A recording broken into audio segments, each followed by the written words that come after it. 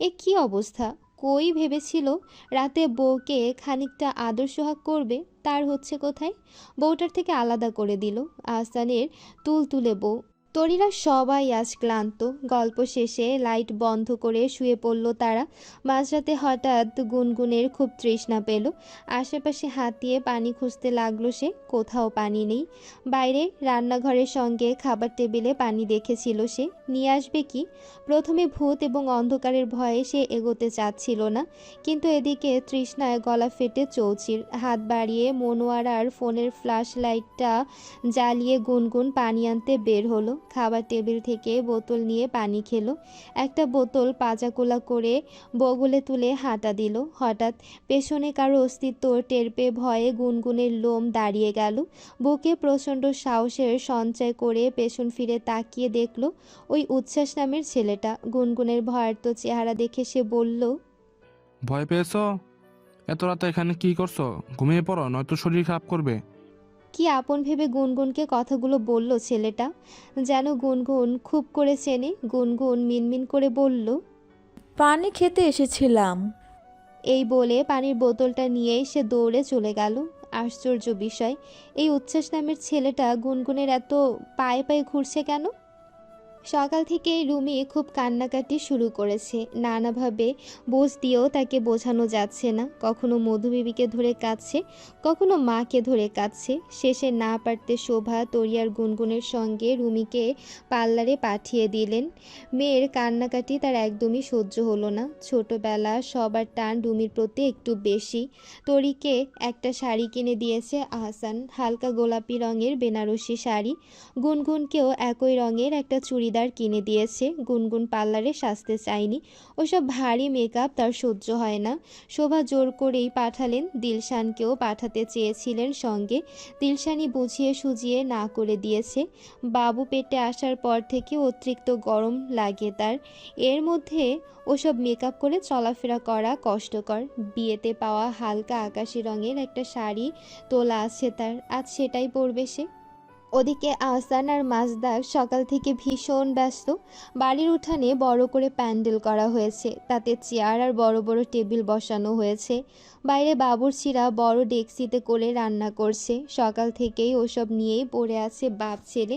বাড়ির একমাত্র মেয়ের বিয়ে, কোনো কিছুতে মোটেও কমতি রাখা যাবে না। সারা রাত স্টেজে নাচাকোদার পর পড়ে পড়ে ঘুমোচ্ছে রঙ্গন, কোনো তালই নেই তার। কতবার যে সকাল থেকে ডেকে গেছেন নাহার বেগম, হিসেব নেই। অর্ককেও খুঁজে পাওয়া যাচ্ছে না। ঘুমের অথৈ সাগরে সেও ডুব মেরেছে। দুজনের ঘুমের মাঝে বাগড়া দিতে এলো সৌম্য।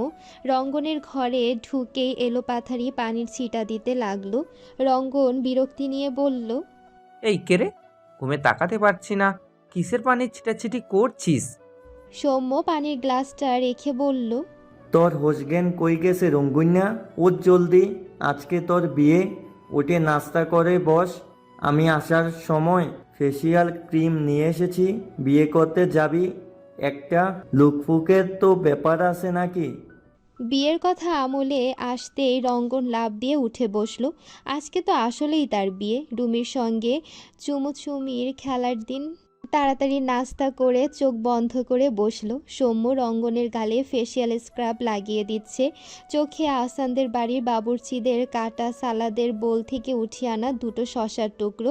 অর্ক সাইড থেকে বলল, আমাকেও একটু লাগিয়ে দে বন্ধু, আমারও তো একটু সুন্দর হতে ইচ্ছে করে নাকি। সৌম্য ফেসিয়াল স্ক্রাবের প্যাকেটটা অর্কের হাতে ধরিয়ে দিয়ে বলল, নিজেরটা নিজেই মাখ, তোর বিয়ে লাগুক তখন তোকেও লাগিয়ে দেব। অর্ক আয়নার সামনে দাঁড়িয়ে নিজে স্ক্রাব লাগালো মুখে। রঙ্গন হাত দুটো সৌম্যের দিকে বাড়িয়ে দিয়ে বলল, খালি মুখ সুন্দর হলে হবে? আমার হাতেও লাগিয়ে দে। বাদ যাবে না একটি শিশুও। হাতে পায়ে সব জায়গায় লাগাবো। সৌম্য তাকে ভেংচি কেটে বলল, শখ দেখলে হাসি পায়, নিজে লাগিয়ে নে।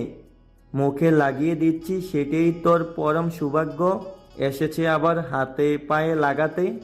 রঙ্গন অর্কের হাত থেকে প্যাকেটটা ছিনিয়ে নিয়ে হাতে পায়ে সব জায়গায় লাগালো। তার বিয়ে আজ, সে এসব করবে না তো কে করবে? রঙ্গন মুখ ধুয়ে এলো। মুখে আসলেই একটা চকচকে ভাব দেখা যাচ্ছে। বিয়ের পর রোজ রোজ রুমির চুমু খেলে সে আরও সুন্দর হয়ে যাবে। সৌম্য এবার সিরিয়াস ডিসিশনে বসলো। রঙ্গনের সঙ্গে বরযাত্রায় সৌম্য যাবে, আর অর্ক থাকবে আহসানদের বাড়িতে। রুমি, তরি, গুনগুন সেজেগুজে পার্লার থেকে এলো। রুমির পরনে লাল টকটকে বেনারসি শাড়িটা পছন্দ করে কিনেছে রঙ্গন। নাহার বেগম সেদিন বলেছিল রুমিকে, পাগলা দাশুর পছন্দ খারাপ না, শাড়িটা খুব সুন্দর। রুমির মাথায় বড় খোপা করে তাতে গোলাপ ফুল গাঁথা, মাথায় বড় গোল্ডেন কালারের ওড়না। রুমির বান্ধবীরাও বাড়িতে এসেছে। সব বান্ধবীদের মাঝে রুমির বিয়ে সবার প্রথমে হচ্ছে। তরি সেজেগুজে ঘরে গেল। গোলাপি বেনারসির সঙ্গে হালকা গোল্ড পরেছে সে গলায়। চুলে দুটো গোলাপ দিয়ে খোপা করা। গুনগুনের চুলে খেজুর বেনি বাঁধা। মুখে একেবারে হালকা মেকআপ। তার বড্ড অস্বস্তি হয় মেকআপে। আহসান তরি পিছু পিছু ঘরে ঢুকলো। তারও রেডি হতে হবে। তরি আলমারি থেকে আহসানের গোল্ডেন কালারের শেরওয়ানিটা বের করে রাখলো। আহসান ঘরে এসে পাঞ্জাবি পাল্টে শার্ট পরলো। দরজা খোলা বিধায় ফিসফিস করে তরিকে বলল, কাল রাতে ধুলো ছিটিয়ে পালিয়েছ, আজ রাতে নিস্তার নেই। তৈরি থেকে সুন্দরী, আজকে তোমাকে ভালোবাসার আগুনে ভস্ম করে দেব। এটুকু বলেই ঠোঁট চোখা করে তরির দিকে তাকিয়ে চুমুর ইঙ্গিত করলো। তরি লজ্জা দরজা দিয়ে পালালো। রুমিকে ইতিমধ্যে স্টেজে বসানো হয়েছে। ফটোগ্রাফার এসে টুসটুস করে রুমির ছবি তুলছে। গুনগুন হাঁ করে তাকিয়ে সেসব দেখছিল। যখন তার বুবুর বিয়ে হয় তখন সে খুব ছোট ছিল, না হলে সেও খুব আনন্দ করত। কেন যে বুবুটার এত তাড়াতাড়ি বিয়ে হয়ে গেল? অবশ্য ভালোই হয়েছে।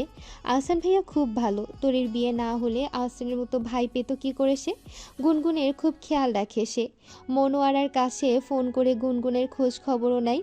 গুনগুনের আতপাঁচ ভাবনার মাঝেই কে যেন গুনগুনের পাশে এসে দাঁড়ালো। গুনগুন পাশ ফিরে তাকাতেই দেখলো ওই যে উচ্ছ্বাস নামের ছেলেটা। গুনগুন দেখা মাত্রই হেসে বলল, কিসে পড়ো তুমি? গুনগুন ইতস্তভাবে জবাব দিল। ক্লাস এটা।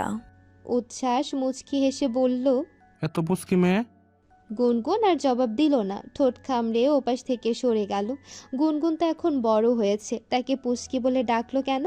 তরি আকস্মাত এসে গুনগুনের হাতে শরবতের গ্লাস ধরিয়ে দিয়ে বলল, এই তাড়াতাড়ি এদিকে আয়, বর এসেছে, গেট ধরবো আমরা। তরি, গুনগুন আর দিলশান সামনে এসে দাঁড়ালো। পেছনে রুমির বান্ধবীরা। তাদের সবার একটাই দাবি, 50,000 টাকা দাও, তারপর বউ নাও। রঙ্গন শেরওয়ানি পাগড়ি পরে ভেতরে ঢোকার বহু চেষ্টা করছে। সৌম্য দরদাম করেই যাচ্ছে। এর মাঝে রঙ্গন বলল, এত কিছুর দরকার নাই, আমার বউ দেন, আমি চলে যাই। দিলশান চিৎকার করে বলল। শেষ অবধি 50,000কে 10,000-এ রূপান্তরিত করা হলো। টাকা দিয়েই শেষ অবধি রঙ্গন ভেতরে ঢুকলো। রঙ্গনের পাশেই দাঁড়িয়ে ছিল মেহজাবিন। রঙ্গনের হাত ধরে সেই ভেতরে ঢুকলো। রঙ্গনের আপন ভাই বোন নেই বিধায় রঙ্গন মেহজাবিনকে বোনের মতোই দেখে। এটা তৈয়বালির মেয়ে। রঙ্গন ভেতরে ঢুকে দেখলো স্টেজে রুমি বসা, লাল টকটকে শাড়ি চুড়ি পরে একেবারে বউয়ের মতো। কি সুন্দর লাগছে রুমিকে, একেবারে বউ বউ টাইপ। বই তো রুমি তো তারই বউ, মাথায় করে রাখবে রুমিকে সে। একটা মাত্র বিড়াল বউ তার, রুমি বউ। স্টেজে গিয়ে এক অহেতুক কাণ্ড ঘটালো রঙ্গন। টুপ করে সকলের সামনে জড়িয়ে ধরলো রুমিকে। রুমি পুরোই বিস্মিত। কেউ শীষ বাজাচ্ছে, কেউ আবার হাতে তালি দিচ্ছে। ছি, বড়দের সামনে এমনটা না করলে হতো না। রঙ্গন নিজের কাজে অটল থাকলো। দু হাতে জাপটে ধরে রাখলো রুমিকে। রুমির শরীর থেকে একটা বউ বউ টাইপ মিষ্টি ঘ্রাণ বেরোচ্ছে। কাজী সাহেব বিয়ে পড়াতে স্টেজে এলেন। শুরুতেই রুমিকে বললেন, 10 লাখ টাকা দেনমোহর, আবুল কাশেম ব্যাপারীর একমাত্র পুত্র রঙ্গন ব্যাপারীকে বিয়ে করতে রাজি তুমি? রাজি থাকলে বলো মা কবুল। রুমি এদিক ওদিক তাকালো। তার চোখ দুটো ঝাপসা হয়ে আসছে। আহসান তার একটু পেছনে দাঁড়িয়েই আছে। সে আহসানের দিকে তাকিয়ে ঠোঁট ভেঙে ভাইয়া বলে কেঁদে ফেলল। আহসান রুমির কাছে জড়িয়ে ধরল তাকে। রুমি এরপর চোখ মুছে কোনো রকমে ঢোক গিলে বলল, কবুল।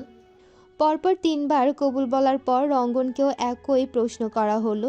10 লাখ টাকা মেহরানা ধার্যক্রমে মাজদাক সারোয়ারের কনিষ্ঠ কন্যা রোমানা ইয়াসমিনকে বিয়ে করতে রাজি তুমি? রাজি থাকলে বাবা বলো কবুল। রঙ্গনের মনে যেন লাড্ডু ফুটছে। গটগট করে 3বারই সে কবুল বলে দিল। ওদিকে রুমি ফুপিয়ে ফুপিয়ে কেঁদেই চলেছে। তরি তার পাশে বসে তাকে সান্ত্বনা দিচ্ছে। বিয়ের দিন তরি যখন রুমির মতোই কাঁদছিল, আহসান তখন বারবার তার সঙ্গে কথা বলতে চাচ্ছিল। তরি জেদের বশে এড়িয়ে গেছে। এখন এসব ভাবলে খুব হাসি পায়। উপেক্ষায় আহসানের মুখটা শুকিয়ে গিয়েছিল একেবারে। বরযাত্রা খাওয়া দাওয়ার একেবারে শেষ প্রান্তে রুমিরা খেতে বসলো। বড় টেবিলে রুমি, রঙ্গন, আহসান, তরি এবং তরির পাশে গুনগুন, সৌম্য, অর্ক, দিলশান এবং উচ্ছ্বাস। আহসান পরে বসতে চেয়েছিল খেতে। মাজদাক সারোয়ার জোর করে আহসানকে খেতে বসিয়ে দিয়েছেন। সেই সকাল থেকে গাধার খাটুনি খাটছে ছেলেটা।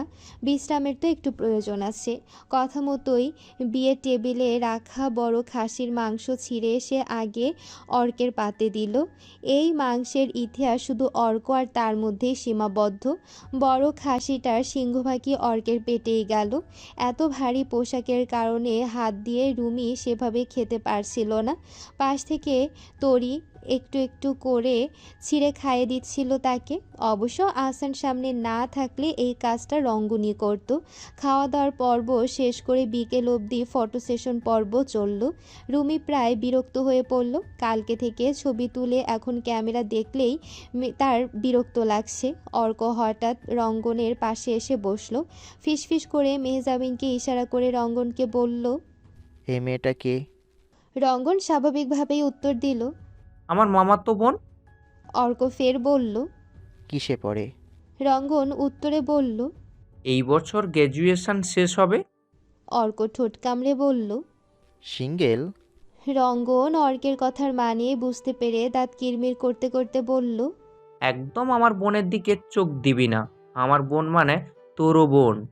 অর্ক ভেংচি কেটে বলল।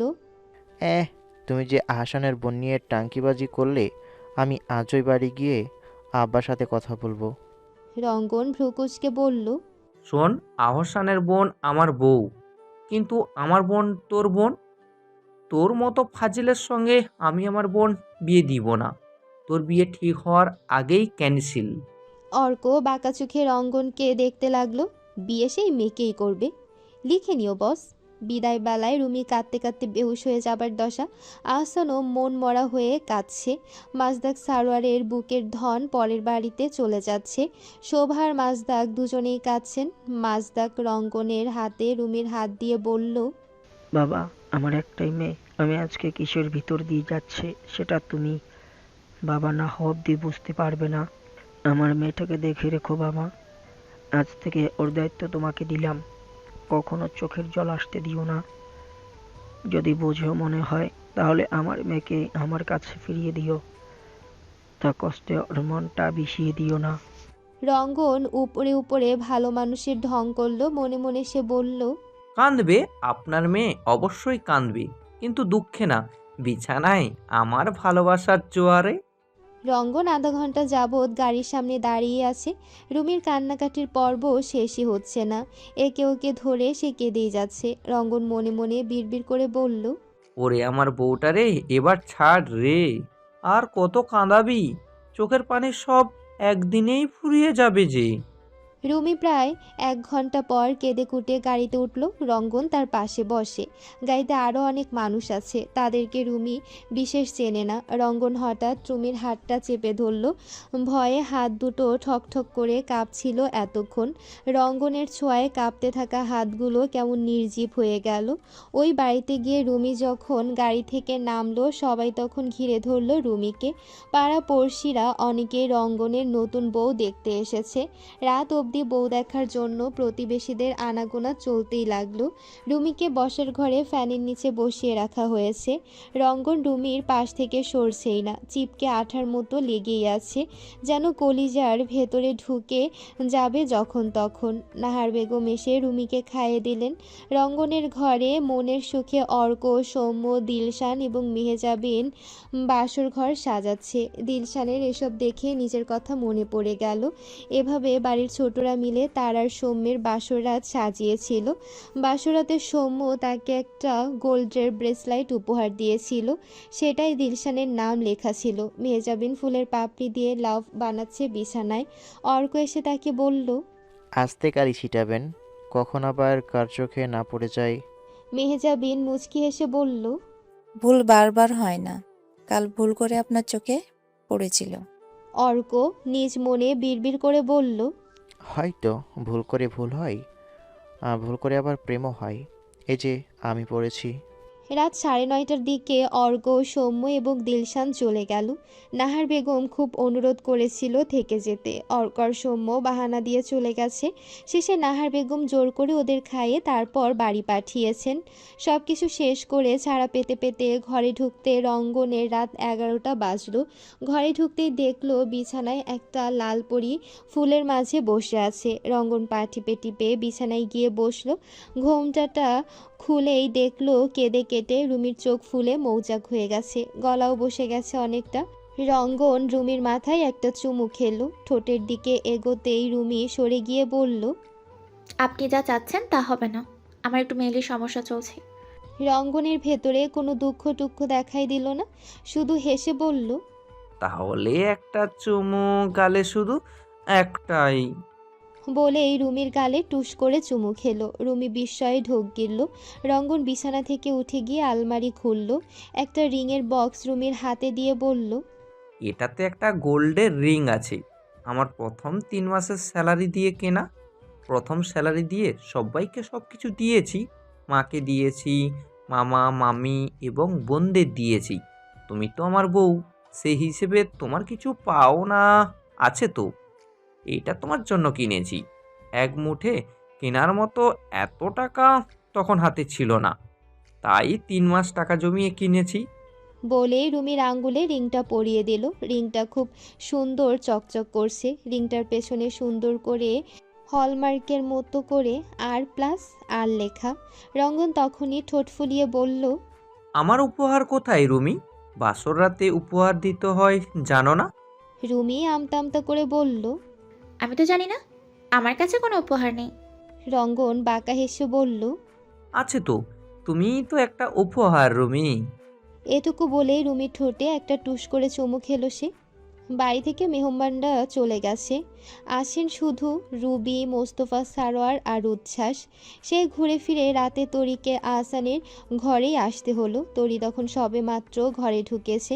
আহসান তাকে সঙ্গে সঙ্গে কোলে তুলে নিল। তরি মৃদু চিৎকার করে বলল, এই বাজে লোক, ছাড়ুন বলছি। আহসান তাকে বিছানায় ফেলে দিয়ে বলল, বাজে বলেছ? আচ্ছা, আজকে বাজে হয়ে দেখাবো, দাঁড়াও দেখাচ্ছি মজা। বলেই তরিকে ইচ্ছে মতো সুরসুরি দিল। তরি খিলখিলিয়ে হেসে পালিয়ে যেতে চাইল। আহসানের তরিকে পালিয়ে যেতে দেওয়ার মতো ইচ্ছে আছে কি? তরির আঁচলখানা টান দিয়ে নিজের কাছে এনে ফেলল। এরপর যা হলো তা কাউকে বলা যায় না। ভীষণ ভীষণ বাজে কথা ওসব। তরির শরীরটা ভালো নেই। গত 2 দিন যাবৎ শরীরে খারাপের কারণে ক্লাসে যাওয়া হয়নি। উচ্ছ্বাসরা অনেক দিন পর বাড়িতে এসেছিল বিধায় অনেক দিন ছিল, তাই এই বাহানায় তরি ক্লাস মিস করেছে। আজ একেবারে না গেলেই নয়। আহসান ক্লাস মিস করা একেবারেই পছন্দ করে না। উচ্ছ্বাসরা দিন কয়েক আগেই চলে গেছে। উচ্ছ্বাস ছেলেটা খুব ভালো, ভাবি ভাবি বলে তরির সঙ্গে খুব গল্প করত। উচ্ছ্বাস যাবার সময় তরিকে সবার আড়ালে ডেকে বলেছিল, ভাবি, আপনার কাছে আমার খুব মূল্যবান জিনিস রেখে গেলাম, ভেবে নিন আমানত রাখলাম। সময় হলে আমার জিনিস আমি ঠিকই ফেরত নিব, ততদিন না হয় আপনার কাছেই থাকুক। তরি বারবার করে জিজ্ঞেস করেছিল কি জিনিস সেটা বলতে। উচ্ছ্বাস মুচকি হেসে এড়িয়ে গেছে। এমনকি উচ্ছ্বাস চলে যাবার পর তরি সারা বাড়ি তন্ন তন্ন করে খুঁজেছিল উচ্ছ্বাস কিছু ফেলে গেছে কিনা, কিন্তু তরি হতাশ। উচ্ছ্বাস কিছু ফেলেই যায়নি। কিসের কথা বলে গেল তবে? তরি আলসামি করে বিছানায় শুয়ে রইল। ক্লাসে যেতে একদমই শরীরে কুলাচ্ছে না। কিন্তু তাকে তরি কিভাবে আহসানকে বোঝায় যে সত্যি তরির শরীরটা ভালো নেই? আহসান ভাববে তরি নিশ্চয়ই অজুহাত দিচ্ছে। মাথাটা বড্ড ঘোরে, কেমন গা গুলিয়ে বমি হয়। গত সপ্তাহ যাবতই এই সমস্যায় ভুগছে সে। তুবা পেটে আসার পর যেমনটা হয়েছিল ঠিক তেমনটা। আচ্ছা ওয়েট, এই মাসে তার পিরিয়ড মিস গেছে। মনের কোণে কোথাও যেন একটা আশার আলো দেখা দিল তরির। দেখবে কি একবার পরীক্ষা করে? ক্লাস শেষে ফেরার পথে একটা কিট কিনে আনলে কেমন হয়? তরির বিছানা থেকে কোনো রকমে উঠে দাঁড়ালো। আহসান স্কুলে চলে গেছে ভোরে। টলমলে পায়ে তরি কোনো রকম তৈরি হয়ে ব্যাগটা নিয়ে বেরিয়ে গেছে। মাথাটা কেমন ঝিমঝিম করছে। গতরাতে তলপেটেও খুব ব্যথা হয়েছিল। আহসান শেষে গরম পানি দিয়ে সেঁকে দিয়েছিল পেটটা। রুমি রোজ ক্লাসে একাই যায়। ঘুম থেকে উঠে রেঁধে বেড়ে তৈরি হয়ে বের হয়ে যায়, কিন্তু ছুটি হলে রঙ্গন তাকে নিয়ে আসে বাড়িতে। রুমি বারবার নিষেধ করেছিল রঙ্গনকে। রঙ্গন বেহায়া বিড়াল, তবুও আসে। ক্লাসের ভেতরে দিনে 14 বার করে রুমিকে কল করে। ভয়ে রুমি এখন সবসময় ফোন সাইলেন্ট করে বসে থাকে। আজও তার ব্যতিক্রম হলো না। রুমি ক্লাস শেষে বের হয়ে দেখলো রঙ্গন দাঁড়িয়ে। রুমিকে দেখেই হেসে এগিয়ে এসে ধুম করে জড়িয়ে ধরল। রুমি তাড়াতাড়ি ছাড়িয়ে নিল নিজেকে। রাস্তাঘাটে এসব কি? মানুষজন কি ভাবে কে জানে? এই লোকের কোনো আক্কেল জ্ঞান নেই। রুমি রেগে গিয়ে বলল, রাস্তায় দাঁড়িয়ে এসব কী করছেন? আমার ভালো লাগে না কিন্তু একদম এসব। বাড়িতে গিয়েও সারাদিন শরীরের সঙ্গে চিপকে থাকেন আঠার মতো, এখন বাইরে এসেও তাই করছেন। রঙ্গন সেসবের ধার ধারে নাকি? হাই তুলতে তুলতে সে বলল, আমার বউকে আমি জড়িয়ে ধরেছি, তাতে কার বাপের কি? যা শালা, নিজেদের বউকে গিয়ে জড়িয়ে ধরে চুমুখা যা। আমার ভাগেরটার দিকে নজর দিচ্ছিস কেন? রুমি গটমট করতে করতে রঙ্গনের দিকে তাকালো। রঙ্গন সরল মুখে বলল, আজব তো, আমার দিকে এভাবে তাকাচ্ছ কেন রুমি? আমি আবার কি করলাম? রুমি ঝাঁঝালো কণ্ঠে বলল, না, আপনি কেন কিছু করতে যাবেন? দোষ হয়েছে আমার কপালের। রুমি রেগে মেগে বাইকে গিয়ে বসলো। রঙ্গন উঠে দ্রুত বাইক স্টার্ট দিল। বাড়ি ফিরেই রুমি ঘরে ঢুকে আলমারি খুলল। গরমে শরীর ঘেমে একাকার, একেবারে গায়ের জামাটা পাল্টে নেওয়া দরকার। রুমি খুঁজে একটা পাতলা সুতির শাড়ি বের করলো। রঙ্গন তখন ফোন হাতে রুমিকে উদ্দেশ্য করে বলল, রুমি, দরজাটা দিয়ে দিও, আমার একটু কাজ আছে। রুমি তখন সবেমাত্র জামার বোতামে হাত দিয়েছে। শাড়িটা বিছানার উপর রেখে বলল, কোথায় যাচ্ছেন? রঙ্গন রুমির কাছে এলো। রুমির পেটে একটা চিমটি কেটে বলল, সৌম্য ফোন দিয়েছে সুন্দরী, তুমি এখন চেঞ্জ করবে? রুমি ওড়নাটা গলা থেকে খুলে বলল, হ্যাঁ, খুব গরম বাইরে, শরীর ঘেমে ভিজে গেছে। রঙ্গন তড়িৎ হাতে থাকা ফোনটা কানে তুলে বলল, সৌম্য, আমার একটা দরকারি কাজ পড়ে গেছে, আজ আসতে পারবো না রে, কাল দেখা হবে। রুমি অবাক হয়ে বলল, এই, আপনি না এইমাত্র বললেন সোমা ভাইয়া দেখেছে, এখন বলছেন যাবেন না? কাহিনী কি? রঙ্গন পরনের শার্ট খুলতে খুলতে বলল। রুমি তেতে উঠে বলল, আপনি বাইরে যান বলছি, ক্যারেক্টারলেস বেহায়া লোক। আমি কিন্তু চিৎকার করবো, আম্মাকেও ডেকে আনবো। এখনই বের হন আপনি রুম থেকে। রঙ্গন রুমির কোমরটা ধরে তাকে কাছে টেনে বলল, তুমি তো রোজ রাতেই চিৎকার করো রুমি, আম্মার শুয়ে আছে, ছেলের নতুন নতুন বিয়ে হয়েছে, আম্মা তো বুঝবেই, কাছে এসো, অনেক ভালোবাসা দিব কলিজা। ধাক্কা দিয়ে কামড়ে ছিঁড়েও ছাড়া পেল না রুমি। কোলে তুলে বিছানায় নিল ঠিকই। ছিছি। নাহার বেগম খাবার বেড়ে রুমিকে ডাকতে এলেন। দরজা ভেতর থেকে লাগানো দেখে আর বিরক্ত করলেন না। বিয়ের প্রথম বছর দিনরাত কোনো ব্যাপার না। মনে মনে রঙ্গনকে গালি দিয়ে বললেন, ফাজিল পোলা, মাইয়াটারে দিনেও একটু ছাড় দিলি না, এক্কেরে বাপের স্বভাব। ক্লাস শেষে ফেরার পথে ফার্মেসি থেকে একটা প্রেগনেন্সি কিট কিনলো তরি। ব্যাগে ভরে বাড়ির পথে হাঁটা দিল। আহসানকে আগেই কিছু বলা যাবে না। পজিটিভ আসলে বলবে, আল্লাহ না করুক নেগেটিভ আসলে আহসানের মৃদু হলেও মন খারাপ হবে। তরির একদমই ভালো লাগবে না আহসানকে ওভাবে দেখতে। বিকেলে আহসান যখন ছেলে মেয়ে পড়ানোর শেষে বাইরে গেল, তখনই তরি ব্যাগ থেকে কিটটা বের করলো। কিটে 2 ফোঁটা ইউরিন দিয়ে অপেক্ষা করতে শুরু করলো। 5 মিনিট যেন 5 ঘন্টার মতো লাগলো। আল্লাহর নাম নিয়ে তরি কিটের দিকে তাকালো। এটা কি হলো? কিটে দুটো লাল দাগ দেখা যাচ্ছে। তার মানে তরি প্রেগনেন্ট। তরি পেটে হাত রাখলো। এই ছোট্ট পেটে এখন আরেকজন বেড়ে উঠছে। তরিকে আম্মু আর আহসানকে বাবা বলে ডাকবে সে।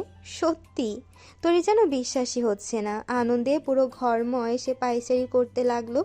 আহসান ফিরলেই আজ আহসানকে সে সবার প্রথমে বাবুর খবরটা দেবে।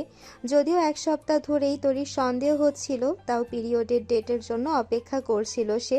আহসানের প্রাপ্যটুকু আহসানকে আজ ফিরিয়ে দেবে সে। আনন্দে চোখটা কেমন চিকচিক করে উঠল তরির। তুবা তরির কোল জুড়ে আবার আসবে তো তরির তুবা। বিকেলে রুমি ঘর থেকে কোনো রকম বের হলো। রঙ্গনকে কোনো রকমে সরিয়ে উঠে এসেছে সে। কুম্ভকর্ণটা এখন পড়ে পড়ে ঘুমোচ্ছে। ভাবখানা এমন যেন সে কিছুই বোঝে না। বিগত কয়েকদিন যাবৎ রুমিকে সারা রাত জ্বালিয়ে খাচ্ছে। রুমির বুকের উপরে পড়ে পড়ে ঘুমোয়। কেন রে বজ্জাত, পুরো বিছানা থাকতে তার বুকেই কেন আস্থানা গাড়তে হবে? রঙ্গনের অত্যাচারে মাথাটা প্রচণ্ড চড়ে থাকে রুমির। রাতে ঘুমোতে না দিলে পড়া হয়, ক্লাসে লেকচার শোনার সময় ঘুম এসে তাকাতে অবধি পারে না। বাবার বাড়ির নাম তো ভুলতে বসার উপক্রম প্রায়। এতদিন ভাবি যখন বাপের বাড়ি যেত, ভাইয়ের খচখচানি দেখে বেজায় হাসত সে। তরির উপর খুব রাগ হতো, কেন ভাইকে ফেলে চলে যায় সে। এখন তরির জায়গায় এসে সবটা টের পাচ্ছে। পরশু ক্লাস শেষে রঙ্গনকে না পেয়ে বাড়িতে গিয়েছিল সে। মিনিট 10 মাঝে রঙ্গন এসে হাজির। ইচ্ছে ছিল রাতে থাকার, কিন্তু পাজি বজ্জারটার কারণে চলে আসতে হয়েছে। মধুবিবি রুমির দিকে তাকিয়ে তাকিয়ে মুখ টিপে টিপে হেসে বলেছিলেন, বরের আদরে দেখি তোর রূপ বায়া পড়তাছে রুমি। জামাইটারে বলিহারি, মায়াটারে একটু ছাড় দিলেও তো পারে। ও তেনা বানাইয়া দিছে আমার নাতিটারে। রুমি লজ্জায় মাথা তুলে তাকাতে পারেনি। কি লজ্জা! একটু উঠোনে গিয়েও শান্তি নেই, পিছু পিছু গিয়ে দাঁড়িয়ে থাকে। নাহার বেগমের ঘরে গিয়ে একটু গল্প করার সুযোগটাও দেয় না। বারবার ইশারায় এসে রুমিকে ডেকে যায়। রুমি না গেলে এই সেই বাহানায় নাহার বেগমকে দিয়েই রুমিকে ডেকে পাঠায়।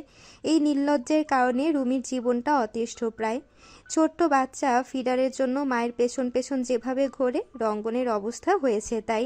রুমি যেখানেই যাক না কেন, সেখানে গিয়ে রুমির কাজে বাগড়া না দিলে তার চলেই না। রুমি টেবিলে বসে ভাত খেলো। দুপুরের খাবার পেটে গেল বিকেলে। টেবিল গুছিয়ে উঠতেই রঙ্গন এসে হাজির। রুমি কোনো রকমে রঙ্গনকে ভাত বেড়ে দিয়ে কেটে পড়তে চাইল।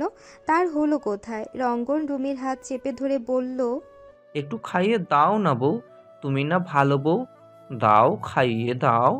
রুমি ভেঙচি কেটে বলল, হাত নেই আপনার? নিজের হাত দিয়ে খান না। সব রং ঢং আমি করতে পারবো না। রঙ্গন তখনই খাবার টেবিল ছেড়ে উঠে পড়ল। প্লেটটা রুমির দিকে এগিয়ে দিয়ে বলল, খেতে হবে না আমার তাহলে, খিদে নেই, খিদে মরে গেছে। বাইরে ভুলু ঘেউ ঘেউ করছে, ওকে দিয়ে এসো যাও। মুখ ভার খাবার রেখেই উঠে পড়ল। প্লেটটা টেবিলের উপর রেখেই ঘরে চলে গেল। রুমির খুব মন খারাপ হলো এতে। যত যাই হোক, খাবার ফেলে এভাবে কেউ চলে যায়? খাবারের প্লেটটা হাতে নিয়ে ঘরে এলো রুমি। রঙ্গনের শার্টের কলার ধরে কাছে টেনে আনলো। রঙ্গন মুখ ফুলিয়ে বসে আছে। রুমি লোকমা তুলে রঙ্গনের মুখের সামনে তুলে ধরে বলল, হা করুন। রঙ্গন অভিমানের সুরে বলল, খাবো না, খিদে নেই। রুমি চোখ রাঙিয়ে বলল, খাবেন না তো ভাত বাড়ালেন কেন আমাকে দিয়ে? চুপচাপ খেয়ে নিন, নয়তো আপনার ঘাড় ধরে সবগুলো ভাত গেলাবো বলে দিলাম। বলেই রঙ্গনের মুখে জোরপূর্বক খাবার পুরে দিল। রঙ্গন এমন একটা ভাব ধরলো যেন তার খাবার ইচ্ছেই নেই। রুমি তাকে জোর করে ধরে খাওয়াচ্ছে। রুমি তো জানে না এটা রুমির হাতে খাওয়ার জন্য তারই চাল। রঙ্গনকে খাইয়ে দিয়ে রুমি দুপুরে বের করে রাখা শাড়িটা নিয়ে গোসলখানার দিকে ছুটল। রঙ্গন মনে মনে বদমতলব আঁটতে শুরু করলো। রুমি যখন গোসলখানায় ঢুকবে, কাপড় নিয়ে রুমির পিছু পিছু সেও গোসলখানায় ঢুকে যাবে। রুমির অগোচরে আলমারি থেকে সেও শার্ট আর লুঙ্গি বের করলো। রুমি যেই না গোসলখানায় ঢুকলো, অমনি রঙ্গনও টুপ করে ঢুকে পড়লো।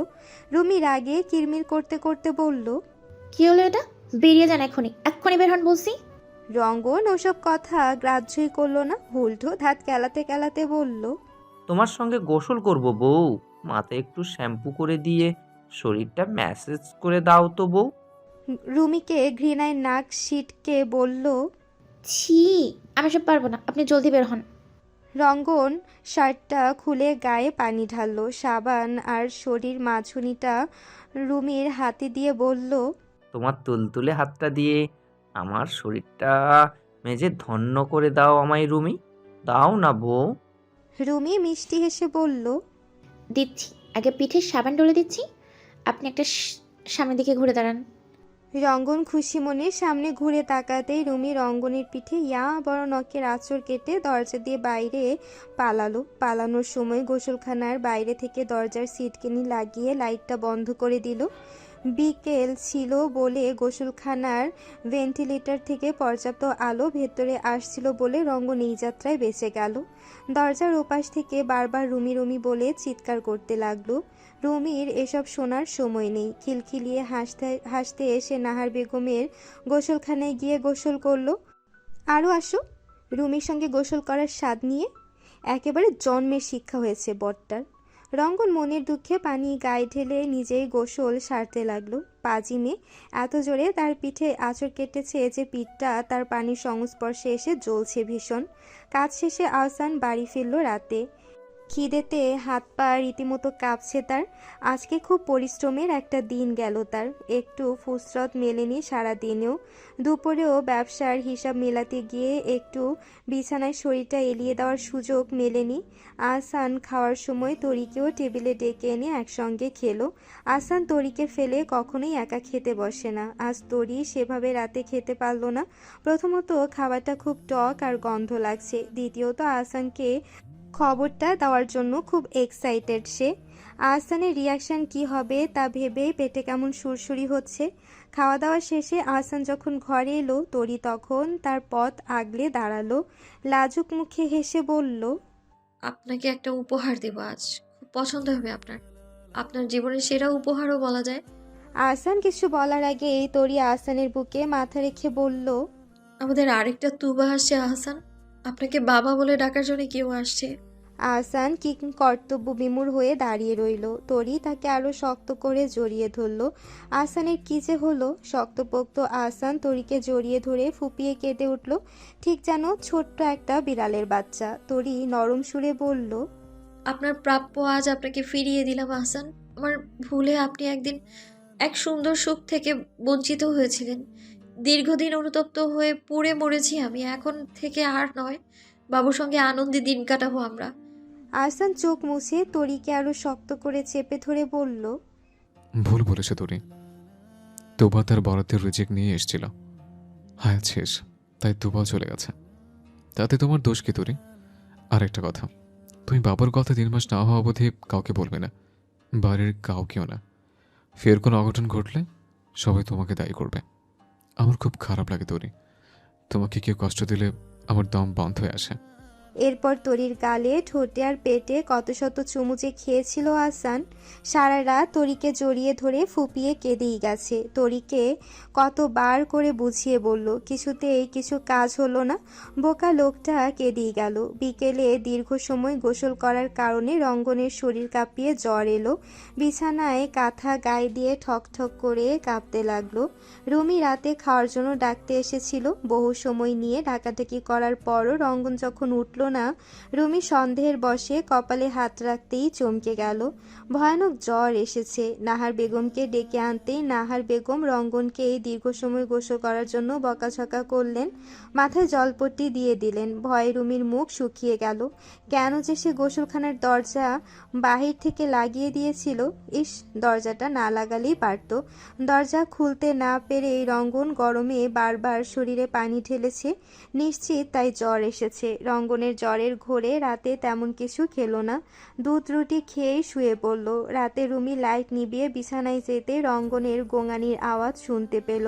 ভয়ার্ত গলায় রুমি বলল, কি হয়েছে আপনার? বেশি খারাপ লাগছে? রঙ্গন গোঙাতে গোঙাতে বলল, শীত লাগছে, জড়িয়ে ধরো তো বউ।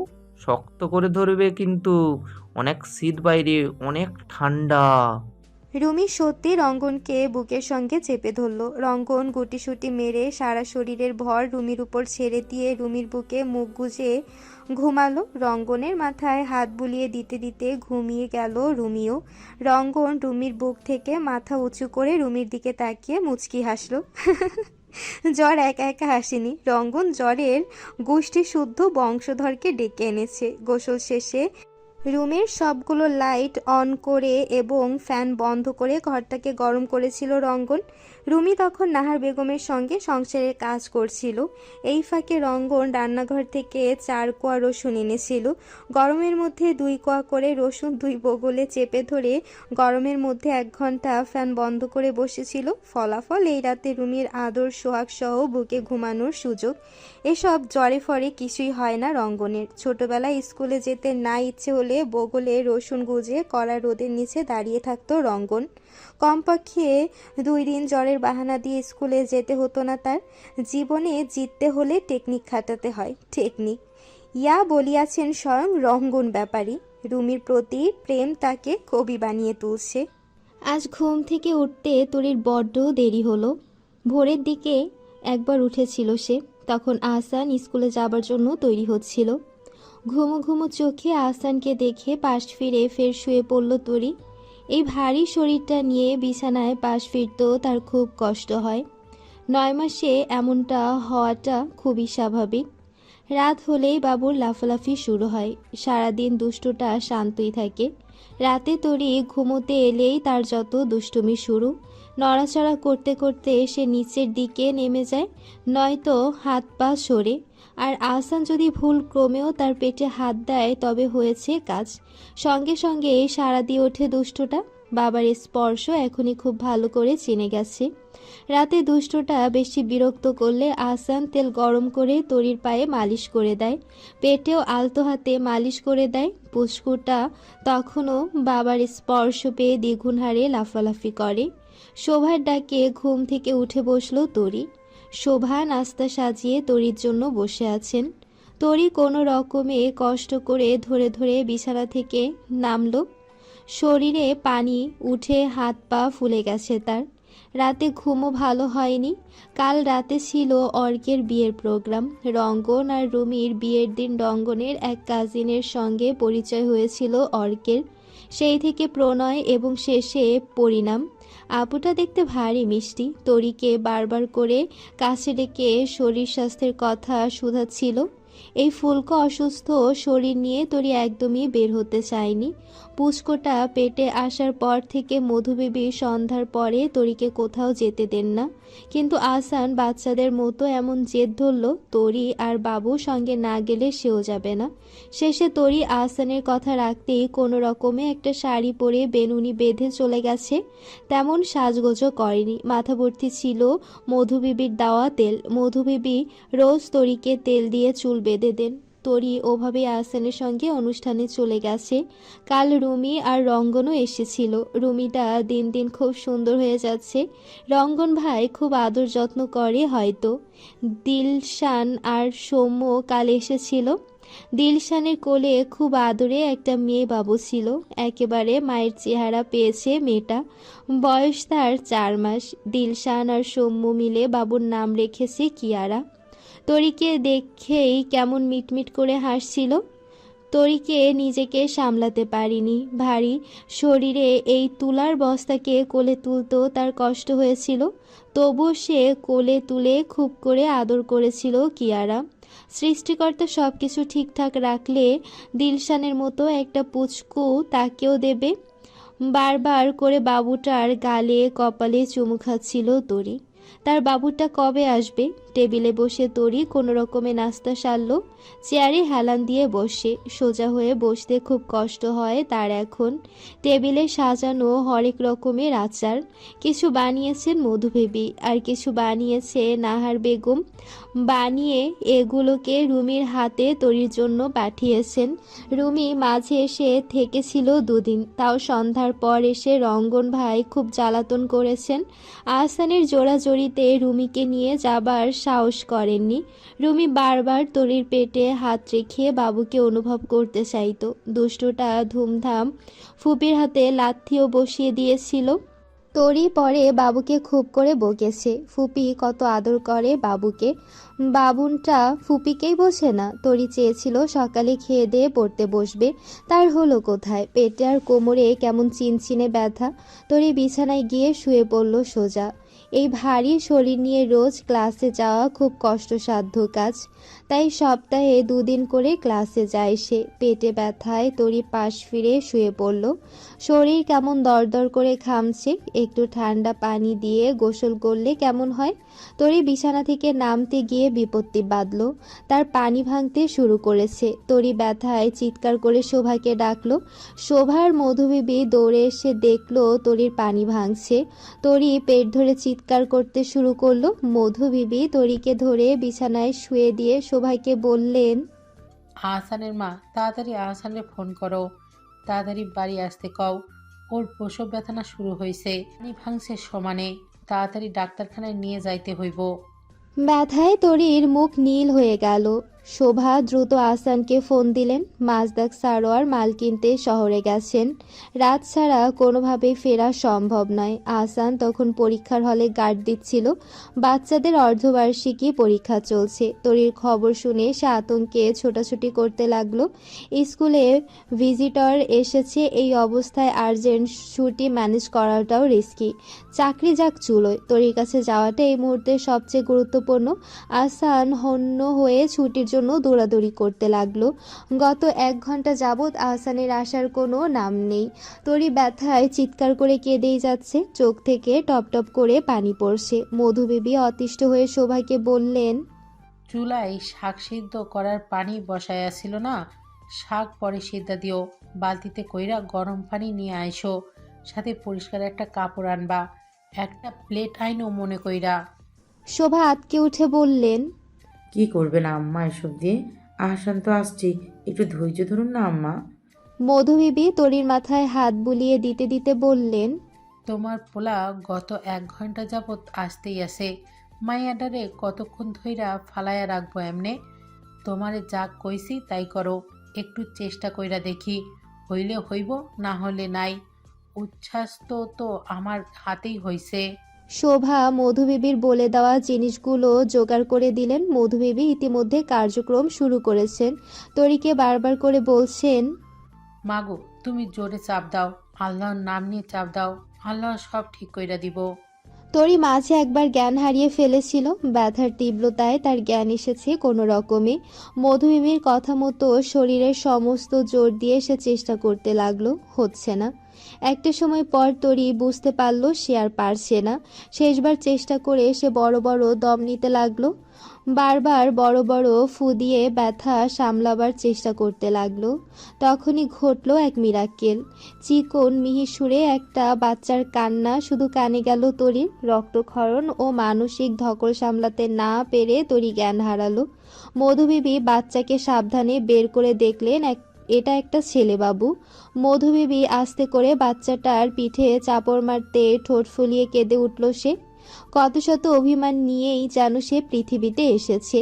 ঠোঁট দুটো হয়েছে একেবারে বাবার মতো।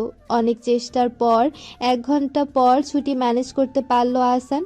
গার্ডের দায়িত্ব আরেকজনকে বুঝিয়ে দিয়ে আসতে আসতে লাগলো আরও আধা ঘন্টা। ভয়ে হাত পা উভয় কাঁপছে আহসানের। কি যে হচ্ছে, তরি ঠিক থাকলেই হয়। বাড়িতে ঢুকতেই বাচ্চার কান্নার স্বর শুনতে পেয়ে থমকে গেল আহসান। ড্রয়িং রুমে বড় ছড়ানো বালতিতে একটা ছোট্ট বাবুকে গোসল করাচ্ছে মধুবিবি। আহসান শরীরের লোম দাঁড়িয়ে গেল। বাবুটাকে তার তরির বাবু? পরক্ষণে মাথা এলো তরি কোথায়। আহসান দৌড়ে ঘরের দিকে ছুটে গেল। মধুবিবিকে বাবুটাকে পরিষ্কার করতে করতে বললেন, কেমন বাপ তোর, দেখ বাবু, তোর দিকে ফিরাও তাকাইলো না।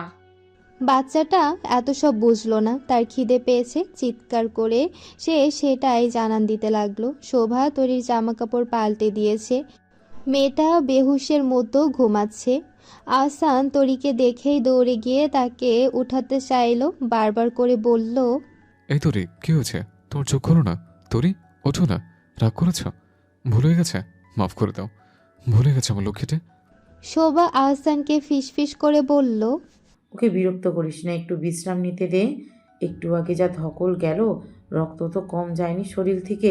সর তুই, নিরিবিলি একটু ঘুমাক মেয়েটা। আহসানের মন সায় দিল না। তরির পাশ থেকে সে উঠলই না। প্রচণ্ড অনুতাপে ভুগছে সে। তরির জীবনের যেই মুহূর্তে সবচেয়ে বেশি তাকে প্রয়োজন ছিল সেই সময়ে পাশে থাকতে পারেনি। কিভাবে মাফ করবে নিজেকে সে? রুমি আজ ক্লাসে যায়নি। কি জানি সকালে ঘুম থেকে উঠে ক্লাসে যেতে একদমই ইচ্ছে হয়নি। এমনিতে কখনো সে বিনা কারণে ক্লাস মিস করে না, তবে মাঝে মধ্যে একটু ফাঁকিবাজি করে আর কি। আর এসব বাজে অভ্যাস হয়েছে তার রঙ্গনের সঙ্গে থেকে থেকে। নিজেও একটা বদ। রুমির মাথায়ও কি সব বদবুদ্ধি ঢোকাচ্ছে আজকাল। রঙ্গন কাল রাতে ছোট্ট মাছ এনেছে, রাতে কাটা হয়নি বিধায় রুমি দুপুরে সেগুলো নিয়ে বসলো। আজকের রান্না শেষ তার। মাছগুলো কালকে আলুকুচি করে তার সঙ্গে ঝোলের মতো করে রাঁধবে রুমি। রঙ্গন স্কুল থেকে ফিরেই দেখলো রুমি রান্নাঘরে মাছ কাটছে। বারবার রান্নাঘরের আশেপাশে ঘোরাঘুরি করতে লাগলো সে। রুমিটা কি যে বোকা। বর কাজ থেকে বাড়ি ফিরলে ঘরের দিকটায় একটু এলে কি হয়, সারাদিন শুধু সংসারের কাজ নিয়ে পড়ে থাকে। এদিকে রঙ্গন যে বইয়ের ভালোবাসার অভাবে শুকিয়ে মরছে সেদিকে একটুও খেয়াল নেই। রঙ্গন এবার রান্নাঘরে রুমির সামনে গিয়ে বসে বলল, তাড়াতাড়ি কাজ শেষ করে ঘরে এসো, আমার দরকারি একটা কাজ আছে তোমাকে দিয়ে। রুমি বেশ ভালো করেই জানে এই কথার মানে। মাছ করতে করতে সে বলল, পারবো না, অনেক মাছ করতে সময় লাগবে। রঙ্গন আর অপেক্ষা করলো না, আরেকটা বটি নিয়ে এসে রুমির সঙ্গে মাছ করতে বসে গেল। যত দ্রুত মাছ কোটা শেষ হবে তত তাড়াতাড়ি বউটাকে ঘরে নিয়ে আদর সোহাগ করতে পারবে সে। এভাবে সত্যি মাছ খুব তাড়াতাড়ি কাটা শেষ হয়ে গেল। রুমি বটিগুলো ধুয়ে রাখার সময় হঠাৎ নাহার বেগম দৌড়ে এসে বললেন, বউ তাড়াতাড়ি বাইর হও, তোমার আম্মায় ফোন দিছিল, তোমার ভাবির একটা পোলা হয়েছে। রুমি চমকিত হয়ে কথা বলতে ভুলেই গেল। সে ফুপি হয়েছে, বাবু এসেছে, বাবু। তরির জ্ঞান ফিরল ভর দুপুরে। তরি কোনো রকম চোখ মেলে তাকাতে দেখলো আহসান চিহ্নিত মুখে তার দিকে তাকিয়ে আছে। তরি তৎক্ষণাৎ বলল, আহসান নিজের কোলে থাকা বাবুটাকে তরির কাছে দিয়ে বলল, এ দেখো আমাদের নতুন তোরে। তরি কোনো রকমে বাবুকে কোলে নিয়ে কেঁদে ফেলল। আহসানেরও সন্তানের মুখ দেখে চোখ ভিজে গেল। তাদের তুতুন। তরি আর সে মিলে ঠিক করেছিল বাবু মেয়ে হলে নাম রাখবে তুবা আর ছেলে হলে নাম রাখবে তুতুন। তুতুন খিদের তাড়নায় আঙ্গুল মুখে ঢুকিয়ে সমান তালে আঙ্গুল খেয়েই যাচ্ছে। শোভা এসে তরির বাবুকে খাওয়াতে সাহায্য করলেন। প্রথমে খুব কষ্ট হচ্ছিল খাওয়াতে, এরপর ব্যথায় আস্তে আস্তে কমে এলো। খাওয়া শেষে তুতুন চোখ বুজে ঘুমিয়ে পড়ল, একেবারে যেন ছোট্ট একটা পুতুল। গালগুলো কি লাল টুকটুকে, নাকটা আবার হয়েছে তরির মতো। মধুবিবি এসে আহসানকে বললেন, পোলা আইসে, আজান দিবা না আহসান? উঠা দাঁড়াও, আজান দে বাবুর কানে। আহসান আলতো হাতে বাবুকে কোলে তুলে বাবুর কানে আজান দিল। এর মতো সুন্দর অনুভূতি আর নেই। রোজ একবার করে সন্তানের কানে আজান দেওয়ার প্র্যাকটিস করতো আহসান। আজ বোধহয় স্বপ্নটা সত্যি হলো। আজান শুনে তুতুন কেমন নড়ে চড়ে উঠল। সে শুনেছে বাবার দেওয়া আজান। রঙ্গন রুমিকে সঙ্গে করে তাড়াহুড়া করে এই বাড়িতে এলো। খুশিতে যেন কেমন পাগল পাগল লাগছে। বাড়িতে ঢুকে হাতটা ধুয়ে বাবুকে কোলে নিল সে। বাবুর টুকটুকে লাল গালে অসংখ্য চুমু খেয়ে লাল করে দিল। রঙ্গন পাশ থেকে বাবুর আঙ্গুলগুলো নিয়ে খেলা করতে করতে বলল, নাম কি বাবুর? রুমিকে বাবুর চুলে বিলি কেটে দিতে দিতে বলল, ডাকনাম তুতুল, ভালো নাম এখনো ভাইয়া ভাবে ঠিক করেনি। রঙ্গন বাবুটার দিকে হা করে তাকিয়ে রইল। কি সুন্দর, কবে সে বাবা হবে? এরকম একটা পুতুলের মতো বাবু রুমির কোলেও আসবে। রঙ্গন আদরে গলায় রুমিকে বলল, চলো না রুমি, আমরাও একটা বাবু নিয়ে আসি। এরকম ছোট্ট একটা বাবু, তোমার কিছু করতে হবে না, আমি সব করে দেব, তুমি এনে দাও না বাবু। রুমি রুমি মস্করা করে বলল, আছে তো আমাদের বাবু, আপনি না আমার টুকটুকির বাবা? রঙ্গন মেয়ের কথা শুনেই রুমিকে ভেঙচি কাটল। ঘটনার সূত্রপাত হয়েছে 1.5 মাস আগে। ক্লাস শেষে রুমিকে নিয়ে বাড়ি ফেরার পথে রাস্তায় এক বিড়ালছানা পেয়ে সেটাকে ঘরে তুলে এনেছে রুমি। সেটা নিয়ে আধিপত্যের শেষ নেই। সারাদিন ওটাকে কোলে নিয়ে বসে থাকে। নাম দিয়েছে আবার টুকটুকি। সারাদিন টুকটুকির বাবা বলে রঙ্গনের মাথা খায়। রঙ্গনের ইচ্ছে হয় টুকটুকিকে বাইরে ফেলে দিয়ে আসতে। নেহাতি রুমির এত মায়া দেখে সে আর তা পারে না। বজ্জাত মায়ের বজ্জাত মেয়ে। সুযোগ পেলে রঙ্গনকে টার্গেট করে রাখে টুকটুকি। ধুমধাম কামড় দিয়ে দৌড়ে পালায়। রুমির মতো সেও রঙ্গনকে 2 পয়সার দাম অবধি দেয় না। রঙ্গন মুখ ভোঁতা করে বলল, আমার নিজের একটা বাবু লাগবে।